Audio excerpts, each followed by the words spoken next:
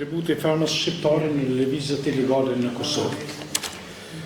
Historia e rezistencës shqiptare në Kosovë gjatë shekullit të 20 dhe deri në prag të luftës çlirimtare është ndërtuar mbi sakrificat për kushtimin dhe veprimtarinë e pandërprer të burrave dhe grave shqiptare. Roli i burrave edhe shpesh është dokumentuar, po i parëndësishëm nuk ka qenë edhe i grave, domthonë analog me ta ka qenë i rëndësishëm, edhe pse her pas herë ka rënë në hijen e informatave për to. Mirë, por roli i saj është i pakontestueshëm. Gjatë viteve pas luftës së dytë botërore dhe sidomos pas demonstratave vitit 68 edhe 81, Kosova bën një ndër zonat më të mbikëqyrura edhe në represionin e pushtetit atëhershëm jugosllav.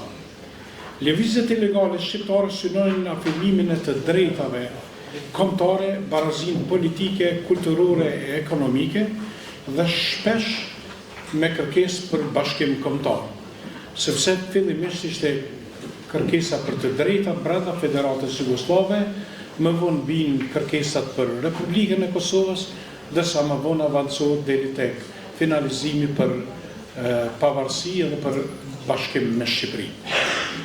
Populli shqiptar mbetet padrejtisht në pushtetin jugosllav, nuk u pajtua asnjëherë me pushtetin dhe marr parasysh të bëmat gjatë luftës së dytë botërore dhe veprimet represive edhe pas luftës, bën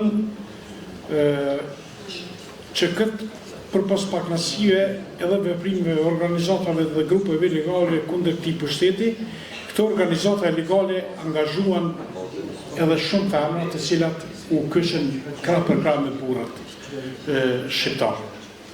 Duke pas parasysh kohën, unë do të jap versionin e shkurtër të këtij punimi, i cili me siguri që do të ketë fatin siç na tha e premtuan kolegët.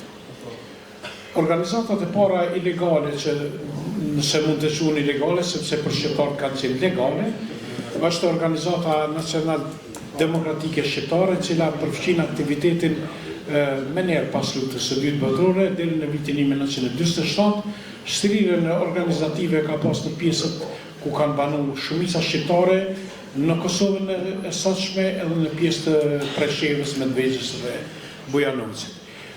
Në krahas shumë burrave që kanë vepruar edhe në këtë organizatën kyç shumë femra, të cilat e kanë fatin e njëjtë, duke përndjekur nga pushteti atëhershëm jugosllav, duke u arrestuar, burgosur dhe duke dënuar me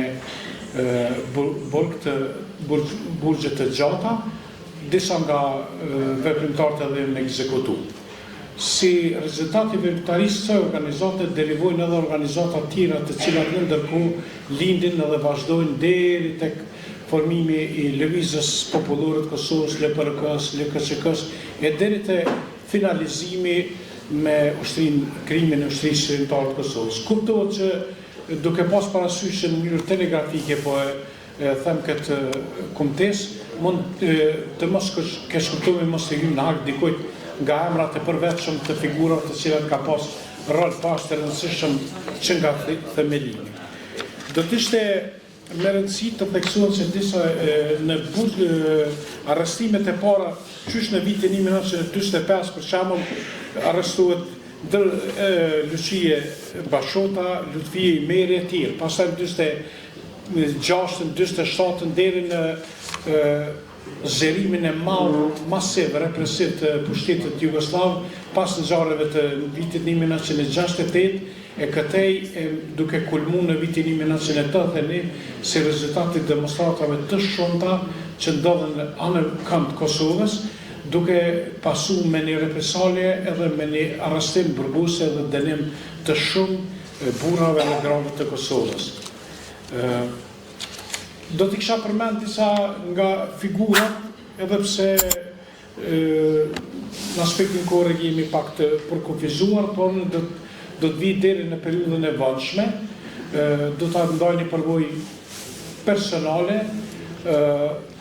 Kam pas fatin të jem një nga të burgosurit politik të viteve të 90-ta, konkretisht në vitin 1997. Arsyeja nuk është ta përmendi që unë kam qenë i burgosur, po krahas nesh kanë qenë dy motra, dy femra shqiptare të cilat kanë qenë të burgosura, ka qenë Shukri Reza dhe Majlinda Sinoni Lulej. Shukri Reza për me tregu forcën e femës shqiptare, stoicizmin e saj, gjatë mbrojtjes së saj në gjyq, nuk del për me mbrojt, del e jap një kumtes se shpall fejesën me njërin nga shokët e vetë që ishin bashkëdhënimtar në Klinakun, duke injoruar në tërësi gjyqin së të asoj kohë, edhe duke treguar që ne nuk i njohëm si gjyq valid. Për këtë arsye e përmena si shembull të veçantë me tregu se krahas burrave që kanë dhënë shumë kontribut të madh ka pas po ashtu njëjtë me qëndrime dhe me veprime edhe femrat, vajzat dhe gratë shqiptare. Kontributi i femrës shqiptare ka qenë i shumëanshëm, që nga mbisëria e deri tek ushtria. Lëvizjet ilegale kanë qenë gjithmonë të bashkangjitura dhe shumë vajza dhe gratë shqiptare.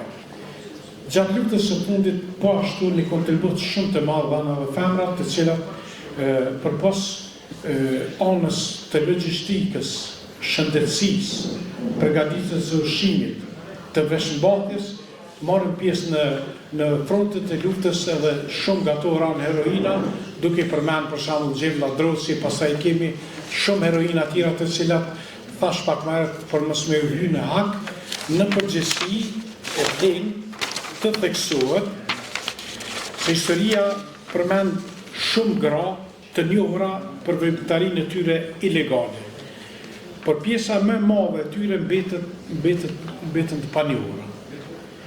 Nëna, motra, studente, mësuese, punëtore, të cilat ndihmuan lëvizjen me aq sa patën mundësi. Ato përbëjnë pjesën më të madhe të heroinave të heshtura. Ju faleminderit.